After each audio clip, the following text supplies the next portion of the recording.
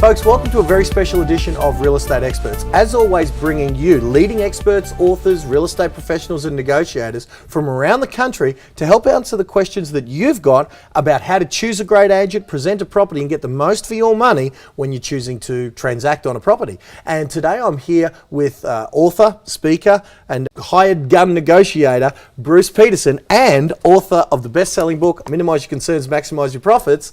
And I'm talking about none other than Bruce Peterson. Bruce, thanks so much for spending some time with me today. Yeah, thanks, Glenn. Mate, it seems that we're here on the ranch. I notice on the wall in there, the last guest here at the place that you've chosen to allow us to chat was Richard Branson in there. Mate, how cool is that? That is pretty cool. Only the best. Yeah. So Bruce, I really appreciate that the only time I could get you was out here on the ranch with you. So I appreciate you spending some time for my viewers. Mate, the first question I've got for you is, how is it that, there's such a variety of real estate agents to choose from? So say I've got a viewer in Cairns or in Sydney or in Melbourne, and they were looking for the Bruce Peterson of their area. Sure. What are some of the factors that would know that I'm dealing with a Bruce Peterson who walks his talk as opposed to just talks it? What sort of things should we be looking for? There's probably three things, Glenn. First of all, you've got to like the agent. It was a good opportunity to meet Bruce Peterson. He was introduced initially through a friend of mine, and it was suggested that Bruce would be a very, very good person to help us to sell my home. It was at a time when I was just about to get married and realised that we no longer needed the second home. So meeting Bruce was a golden opportunity to help us through that transition. I've known him for a long time. I think he does things the way I would like them done myself. Yeah, pretty much. Yeah. Wow. Tells you the truth. Yep. He looks after you. He's always always talking to you about the house, and you feel comfortable. I do anyway. My wife and I both felt comfortable with Brucey. Of course you would expect Bruce to be professional, but he's also extremely polite and friendly and will go out of his way to sell your house, as his two passions are real estate and helping people. His main aim is to get the best result for you that is possible. Just the way that he communicates, whether it be via email, over the phone or in person. Along with that, feedback and follow-up. Follow-up prior to basically gaining the listing, if you like. And feedback. The agent that can be totally honest and tell the seller exactly the way it is. So with follow-up, if I'm a consumer out there and not know who to choose, where there's not as obvious a choice as yourself in my area, is there something I can do as a consumer to kind of try before I buy, to check out how the agents are going to be with their follow-up? Yeah, there is. There's basically video testimonials, which obviously people singing the agent's praises in regards to what they've done and what they've achieved, the extra prices that they might have achieved for the property, and the fact that they have communicated with those particular people. Right. So video testimonials basically says it all. I just felt like it was very personalised. He has got the ability to sort of, you assume he's the only customer you got at the moment, that he's got at the moment. That's the best part. It was almost like, I'm dedicating my whole time to you until we sell the place. That's the feeling I got. Obviously he's got lots of houses or apartments on the go, but I did like the sort of the feeling that, and also the other thing was the maintaining contact. Almost every day was a phone call saying that, okay, this is where we're at, we've had this many inquiries. I had the open house, had about 5 people look through, one couple, so it was very personalised, and I liked that very much, rather than it wasn't a forced phone call like, I better ring Greg and say, this is what happened. But I think that's his best ability is to just to make it feel like you're the only one who's on his books at the moment. And that is right. You want to be kept in touch with what's happening. It's an animal. It's alive and well. It's selling your house, and what is happening? Give us feedback. And I purposely, one open day, I was going to just to pop in and see him, but I purposely said, no, I'll keep that distance away. Let him bring the information to me. The first, I think we only had about 3 or 4 open houses. So the first one, I just purposely did that, and within hours of the open house. I think the open house was from 1 o'clock to 2, let's say. I think by 3 o'clock he was ringing me, telling me what happened, how many looked at it. But the main way, Glenn, is really attending an open house. Okay. You get to the open house, you actually get to see the material that the agent actually offers at the open house. Right. Along with that, there should be follow-up straight after the open house, whether it be an SMS, a text message, or even a phone call. Right. And then the seller obviously gets the call shortly after that to give them feedback in regards to the amount of people through the open house and such. Wow. So what would be the benchmark that my viewers could use as a standard that they know they're dealing with a really good agent or better, and what would be less than acceptable? Say I do visit an open house and I meet an agent that seems to be nice. Yep. What would be the standard that I should be looking for in follow-up specifically? Give us the benchmark. Well, a text message within, say, 30 minutes of them leaving the open house. Okay. What might the text say? Thanks for attending the open house today at such and such a address. Okay. If there's any further interest in this property, please give me a call. Right. Yeah. So just something nice, just- and not stalkerish, No. just nice. Okay, No, just cool. something nice and light. That way, then the purchaser's got my mobile number basically on their phone. Yeah. And if they want to come back and revisit, well, it's just a case Good. of And you mentioned a phone call then. Would that be Yep. by the end of the day, or is on Monday acceptable? no, Monday's not acceptable. Uh-huh. Certainly later on that afternoon, Yeah. when I get back to the office, phone calls to those people that have been through the open houses, Right. and then those phone calls then basically are feedback phone calls that get given to the vendor later that afternoon or that evening. Right. And throughout the course of that week, what would what sort of follow-up and feedback would I be expecting as a buyer who attended a Bruce Peterson Open? Once again, there'll be a further phone call in regards to whether they liked the property, the likes, the dislikes and such like. If it wasn't quite to their needs, what are they actually looking for in a property? Right. And then I would basically do my darndest to try and find an ideal property that's ideally matched to that person.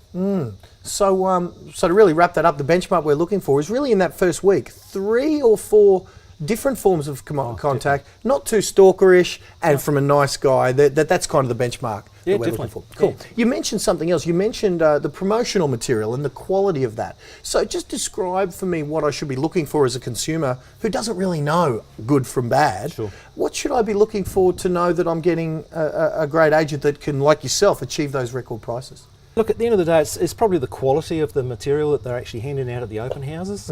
Your brochures, the quality of the brochures, whether the brochures are just your black and white brochures or whether they're full colour brochures, whether they've got floor plans. A lot of agents don't put floor plans on the back of their brochures or include it in their material. Floor plans are vitally important that basically give room sizes, and people don't always retain and remember what they actually see through the first inspection. So the floor plan's also very, very helpful as well. I also have my book, obviously Minimise Your Concerns, Maximise Your Profits. I love this. I'm going to hit you up later for a free copy for my viewers, mate. My pleasure, my pleasure. Yeah, and another thing they might have, Glenn, is just additional material that might not be directly related to the property, but in regards to questionnaires and also the likes of the book, how to. Oh, okay. Yeah, so they might not be a published author like my guest here today, but yeah, checklists and helpful information. Yeah, exactly. Cool. Exactly. Excellent. Yep. So, Bruce, there's a minefield out there where some agents seem to be selling properties for no money, like they're doing it for free, Yep. all the way through to charging 2 years' wages in their commissions. And so I know that you're not the cheapest agent in the market, but you're certainly not the most expensive. How does someone know they're getting value for money from their agent? What's the sort of take on, do I just choose that cheapest guy and save the $5,000 that he might be offering as a discount? Yeah, look, there's a lot of variation there, Glenn, but generally I sort of say normally when there's cheese, there's a mousetrap, so to speak, So cheapest is not always best. I had an instance recently where a lady decided to go with one of those agents that offer sort of capped fees, and all they were doing was beating her down in price over the 60-day period. Right. She didn't achieve what she wanted to achieve. She went with me. And look, Sharon sort of said to me, she says, look, this is what I would like to get from a property. And I said, look, Sharon, it doesn't really concern me what you'd like to get. My concern is getting the maximum that I can possibly get for you. And as it turned out, she was basically looking for around about $450. Within the space of 3 days of listing the property, I had an offer of $455. Wow. I told her to countersign it back at 470, and Yeah. she was worried she's going to lose the buyer. I says, Yeah. no, look, trust me here, I've been doing this for 20 odd years. And so she countersigned it back at 470, and I got the buyer from 455 up to 460. She countersigned it back at 465. Wow. And then we met in the middle at 462 and a half. Well, we had a figure in mind where we were prepared to go to, and it wasn't, I believe, based on what the figures were, it wasn't an unrealistic figure. So, yeah, but Bruce got more than we expected, to be totally honest. And that's all more than we could ask for, I suppose. But it wasn't a painful experience, if you know what I mean. We didn't have to go through the weeks and weeks of waiting and getting a lot of build up and drop off. You know, there's nothing worse, really, I don't think. If she had gone with the cheaper agent and basically gone with the advice of the cheaper agent, she would have done herself out of around about $40,000. Wow. So it's almost like that few $1,000s in discount would have been the most expensive discount in the history of real estate. Yeah. And success stories like that are no stranger to yourself. Like you talk about it, you know, I've met some of your clients and I know that this is almost another day at the office for you. How is it that you achieve more sometimes? Like I met a bloke that was saying you achieved more for him even than his asking price. Yep. How do you do that? How do you get more than the price that's on it? Look, generally I don't take no for an answer. We agreed on a price, and out of the blue, I think probably half an hour later, my phone rang, and to my surprise, he said, "I've just got another 2,000 for you." And I don't know how he did it, but he did. So I was pretty happy with that. So it certainly was the icing on the cake. That was for sure. You know, it was just nice to say, "Oh, guess what? I got you another $2,000." And as I said, I'd love to know how he did it. He kept that secret to himself, so. And I never asked. So. And if somebody turns around and says, "Well, that's the maximum I'm prepared to pay," I'll always go back at a higher figure and try and get another 5 or 10K out of them, sort of thing. It's probably the method that I use, Glenn. You know, I turn around and say, look, you know, $5,000 over the period of a loan is really, it's only, say, half a cup of coffee per week. Are you prepared to give this property away for the sake of half a cup of coffee? But so when you break it down like that, it's sort of, they sort of think, oh, well, yeah, okay, we love the property, why not pay the extra 5 or an extra 10 grand or whatever the case may be. Wow. So. And so it seems like your reputation as a smiling assassin is very well deserved. That you do this with respect and rapport, but knowing that your job's to that seller, and that extra $5,000 that you've just negotiated with some very simple words goes straight in their pocket. Yeah. You know? I've actually spoken to people and I've sort of said, would you have paid more for the property? And they've said, yeah. Well, I said, When well, they've bought with other agents? Yeah. Wow. And I've said, well, why didn't you pay more? And they says, we weren't asked to. Yeah. You know, so was that agent working on behalf of their seller? Not really. They weren't, you know, doing the best interest for the seller. So Bruce, recently I was talking to one of your sellers and he was telling me about how his son almost fell into a trap, and you describe it in your book as one of the most common traps that you've seen property sellers, I suppose, fall for with other agents historically. What's that common trap that happens so often that you feel it's the number one mistake that sellers make when they're transacting on a property? Yeah, sure, Glenn. Look, it's basically what we call buying the listing. Right. The agent will go in there, they'll give an overinflated price just to appease the owner, and then they sign on the dotted line. And look, at the end of the day, it doesn't do anybody any good. The agent loses credibility because he goes back 2 or 3 weeks later and says, look, we might have been a little bit optimistic with our pricing. Well, you mentioned before that lady who she was just beat down on price every day. Yeah, exactly. Is that the sort of thing that happens? They list it? Yep. Yeah. Okay. And then they might bring them an offer in the form of a contract, okay, but it could be 40 to 50,000 below the actual asking price. And as I say, they lose their credibility. They really, really do. And you know, it wastes a lot of time for the seller. And what does that result in? Does it end up? Quite often ends up in tears. Yeah, okay. Yeah, the seller doesn't get the property sold. The agent basically goes away, as I say, after losing face, and then the seller will basically list with another agent that they might have perhaps prior seen, and that agent basically ends up getting the business. And, I suppose the best example was my son sold a house in Warner, and it was a bit like that. He was told it would be, you know, X dollars, but it was never going to happen, you know, and he got very disappointed. Then the market sort of started sliding. It was around about 2011, market started sliding a bit. And so he just kept going down and down and down, and that was disappointing. If he was told right at the beginning that the place was, this is all you're going to get, and the offer came in, he would have sold, and he wouldn't have lost as much as he had. So. A shame he didn't find our bruiser. Yeah, well, that's right. We didn't know about him in those days, that's for sure. And I know often you're that pinch hitter that gets called in to rectify these situations, but you mentioned in your book that if they'd have come to you first, are they losing that prime opportunity that you describe in those first couple of weeks? They lose that, don't they, if it's overpriced at that time? You know, because I'm a good student of yours, Bruce. I've studied you. Is that what happens? Yeah. Yes and no. When I say yes and no, generally I'll sort of start off and I'll sort of say, look, we can try at a slightly higher price for a couple of weeks, okay, and just sort of see where we go. If we basically get a lot of hits on the internet but no inquiry, nobody through the open house, we need to adjust something, and it's generally the price, okay? So after a couple of weeks, we can then turn around and say, well, okay, we tried for that, we couldn't get that, then it's basically coming down to reality, and I always try for a little bit more, because at the end of the day, I don't want to sort of fire sale, we sell your property on day one, and then you're always going to be thinking, oh, maybe I could have got more for the property, Glenn. Yeah. So, I love how you ensure through your methods that there is no stone left unturned and there is no dollar left on the table when it comes to your seller's money. Yep. In today's market, with all various methods of transacting of properties and some uncertainty in the marketplace, are the days of the real estate agent in their current form numbered? I mean, do we really need a real estate agent? I've just had some of my sellers ask the question of late.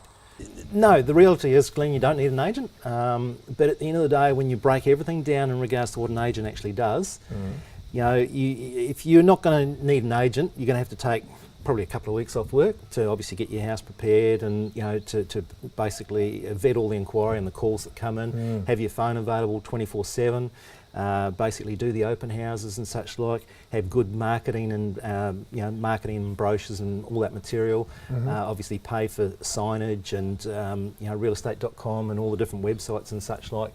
And at the end of the day, it's going to take probably the best part of, as I say, 2 weeks and perhaps even 20k to basically do all this yourself. Whereas real estate agents have all their resources and they're able to basically get cheaper pricing through different marketing methods and also cheaper pricing on the websites and such like. Okay, so we have more resources that we can tap into, and also we've got previous buyers that have basically been through other open houses and such like. We can tap into those people, whereas if you're selling your property on your own, you're not going to have those resources to tap into. Okay. It's a little bit like a used car. If you had a used car, you sort of think, oh yeah, I'm going to you do it all up and everything, you sort of blacken the tyres and polish it and wash it and all the rest of it, and you have it sitting there for a couple of weeks and you're not getting a lot of inquiry, not getting much activity on it. At the end of the day, at the end of that 2 weeks or 3 weeks, you're just over it. You're just over it. And you're ready to drive it off a cliff. Yeah, you are. You're ready to drive it off a cliff because you just can't be bothered anymore, and it's pretty much the same with those people that try and sell their properties on their own. 2, 3, 4 weeks, maybe 2 months max. They are absolutely over it. And that's when they call it in the pinch hitter, Bruce. Yeah, they pick up the phone and give us a call and say, hey, look, come and Have they ever done any damage to the marketplace, or is the market very quick to forget when they do call in the pinch hitter like yourself? Like, do they ever, give away too much to the marketplace that it hurts their end price, or have you got enough skills that you can save them from that, even if they have tried to have a crack themselves? Yeah, look, I have got enough skills to save them from that. Sometimes they could be a little bit overpriced to start off with, but the other major thing is, their photos. The photos that they put on the internet are generally shit. They're just not worth anything. You know what I mean? Bruce, your reputation, you don't pull punches. So hence the reason we get in professional photographers and videographers and one thing and another, and so... There's more to marketing than just throwing it on the internet, isn't there, mate? Definitely. Yeah, cool. Yeah. Which leads me to our next question about marketing. So, there are some agents that do throw in the marketing for free. Yep. And is this the same discussion as we had on fee? Like, what do we do? Do the agents that say they're doing it for free, that seems to be a $1,000 or $2,000 saving, versus some agents are going to charge me $30,000 just to advertise full pages in. I had one agent, wanting to quote full pages in the Qantas in-flight magazine. Sure. Bruce, how do we tread this minefield? Yeah. Look, at the end of the day, marketing, you've got to do the marketing right, okay, to create a perception of value, okay? I sort of liken it to a bottle of water or a glass of water. If I basically got a glass of water from the tap and I put it there, Glenn, and says, right, give us $3 for that glass of water, you'd think, Bruce, you're crazy. I've just gone to the tap and, Whereas if I got a bottle of water that I basically got from Coles earlier today and I put it on the table and sort of says, right, give me $3. It's a nice, yeah, beautifully yeah. presented bottle. The truth be known, it's the same product. Yes. It's come from exactly the same place, but because somebody's basically created a perception of Packaged it value, well, packaged well, you, being the consumer, are prepared to pay for it. And that's exactly what we do. We basically, through marketing, as I said before, videos, still photos, your floor plans, all that sort of thing, through basically creating this perception of value, it's adding extra value to the property to basically get those buyers there that are going to pay a premium price for your property. Wow. When we spoke to Bruce, he discussed his planning of the sale of the property and the marketing, and it was quite surprising that after the second day we had already achieved a contract, and this helped take a little bit of the pressure off my fiancée and I as we were just almost ready to be married. What I really appreciated with Bruce was his weekly feedback and marketing suggestions, as well as his genuine interest in my needs. With your videos, how is it differing when a buyer sees, because I know that I've seen you speak and train other agents on this, where they come and ask you for advice, that you seem to be getting a different type of buyer through, or at least the buyers act differently when they've viewed the property online versus when the first time they see the property is when they just roll up. Sure. Tell us about the difference of how does a buyer behave differently when they've seen the property and met you online versus when they come to you for the first time at the property? Yeah, because it's been online, they've generally viewed it not just once, twice, but 3 or 4 times, and generally shown it to friends and family. So it's almost like they know the property before they even get there. So when they do get there, the only real thing that they're looking at is basically the size of the rooms and that sort of thing. So they're minimising any concerns that they might have about the property. But more importantly, when they do turn up, basically, because they have viewed it before and several times, when they do actually come and view it in reality, so to speak, they're more or less ready to buy. They've sort of got a contract, So it's, you're getting those quicker sales because of the definitely. pre-homework they've done. Thus the magic of the internet. Yeah, We want everything faster and quicker, including property transactions. Yeah. So it's a way you're doing that. Great. Exactly. And Bruce, you mentioned even minimise your concerns. I love that, and I just draw the viewers' attention to the fact, brucepeterson.com.au, we've hit Bruce up for a free copy for you, viewers of Real Estate Experts. So go to the website and grab and avail yourself of that. Folks, that is another edition in Real Estate Experts. I truly thank you, Bruce, for spending some time with me here on the ranch in these very walls. Just recently, Sir Richard Branson was here, and now you've been good enough to host Real Estate Experts up here at the ranch. So thank you very much, Bruce. Until next time, folks, on behalf of Bruce Peterson, Glenn Twiddle signing off. Bye for now. He sold our property for us within a week of being on the market whilst we were on a holiday. He went out of his way to come down halfway to the Gold Coast to get the papers signed. All went along extremely well. From being first home buyers, Bruce alleviated the fears of going into the property market. He sort of walked us through step by step for the whole. He is very much a professional, and I would advise anyone without any qualms to use of his services. Listen, Bruce, I'm still in real estate. I was right at that point where I was about to leave because I just did not enjoy the people I had to associate with and the way they wanted to work. And meeting Bruce just gave me hope that you can be a professional in this industry and not have to be like the 90%. So we're part of the 10% that are extremely professional, do the right thing, and as a result, we'll automatically reap the rewards. We don't need to do the other things. So, Well, retired. So all of those things help, I suppose. Dollars are always welcome, obviously. If we'd got the figure we thought, which was sort of below the 450 mark, we probably it wouldn't have stopped us doing what we wanted to do, but we may have decided to hang on for a little bit longer, maybe. Also, the other thing was the maintaining contact. Almost every day was a phone call saying that, okay, this is where we're at. We've had this many inquiries. I had the open house. Had about 5 people look through, one couple. So it was very personalised, and I liked that very much. I was up here, but I didn't have far to fall.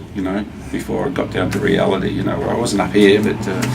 And sure enough, as I said to him on the phone when the deal was done, well, you said about that price, and we got we actually got above it by a little bit. So thanks to his, I don't know what he did, but he managed to talk the price up a little bit even more, as he said. So I was really surprised at this person I met. Nice, friendly, happy, and extremely fair with the way he was proposing the deal was put together. Most most of the agents are very interesting, and my principal at the time was really upset at the way what Bruce was going to do, until he realised he was actually going to make more if he didn't sell it than normal. It's kind of a complicated situation, but I just found Bruce such an honest, down to earth guy, soul of the earth, and so unusual in this industry that immediately we just clicked, and we kept in contact, and I thought, I've got to work with this guy. It's just, I would sell my house with him. Don't do what I did. I wasted time with other real estate agents before contacting Bruce. I have no intention of selling another house, as I am really comfortable in my little villa. But if I had to sell, Bruce would be my first and only call. Make Bruce your first call.